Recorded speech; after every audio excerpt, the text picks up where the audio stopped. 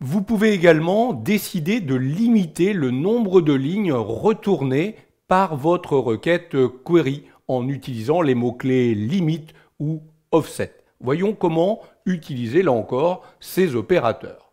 Dans notre premier exemple, ici, j'ai limité le résultat de ma requête aux 5 premières lignes. Je me positionne sur la cellule, je m'approche là encore, query, j'ai été récupéré dans ma feuille source cette fois-ci la plage de A1 à I25 et regardez mon instruction SQL, select étoile, je prends toutes les colonnes, mais je me limite à 5 lignes, donc je n'ai pris que les 5 premières lignes de la source de données. C'est aussi simple que ça.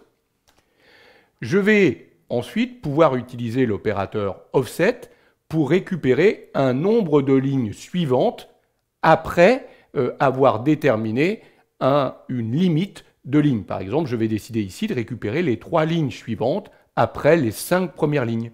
On va pour cela utiliser le mot-clé offset. Je m'approche là encore, select étoile, limite 3, donc je me limite à 3 éléments que je récupère, offset 5, après m'être décalé de 5 lignes à partir évidemment du début de la source de données. Donc j'ai laissé de côté les 5 premières lignes et j'ai pris les 3 lignes suivantes. Voilà ce que signifie cette requête query. Je peux évidemment utiliser très souvent ces opérateurs limites avec un tri de façon à pouvoir obtenir les lignes qui correspondent à un élément trié en fonction d'un critère. Par exemple, ici, je veux obtenir les 5 premiers, le top 5 des salariés ayant le plus gros salaire. Donc, bien évidemment, je vais utiliser mon opérateur limite, mais avec un order by, un ordre de tri, pour que la source de données soit triée dans l'ordre qui m'intéresse. Donc, je m'approche là encore de la commande. Vous voyez que j'ai utilisé mon select étoile, mais j'ai effectué un order by F. Donc ma source de données est maintenant triée par salaire, et par salaire décroissant, hein, du plus gros au plus petit. Et derrière, je retourne, je me limite aux 5 premières lignes. J'ai donc le top 5 des plus gros salaires ici de cette entreprise. Donc voilà comment fonctionne limite, offset, en règle générale, très souvent avec un order by.